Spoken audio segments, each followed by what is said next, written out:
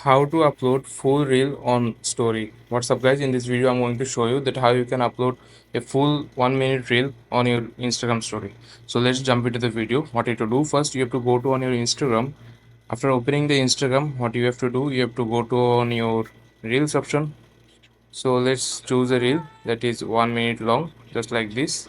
If you want this reel to your story, add on your story, just like mine, I have already added a story that is 1 minute long. So what you need to do to add a story just like me, you have to click on the reel. Then after clicking on this share button, you have to click on copy link. Okay, after copying the link, what you have to do, you have to go back and open up the Chrome browser of on your mobile phone. After going to Chrome browser, what you have to do, you have to search a phrase called reels download. After searching this, you will find a website called instavideosave.net. You have to click on this. After clicking on this, you have to click on the paste link here, this option. Then you have to paste your copied link here. Then you have to click on download.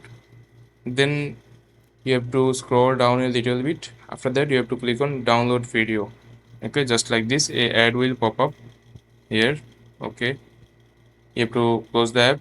Then your video is downloaded. So after that, what you need to do, you have to go to back on your Instagram.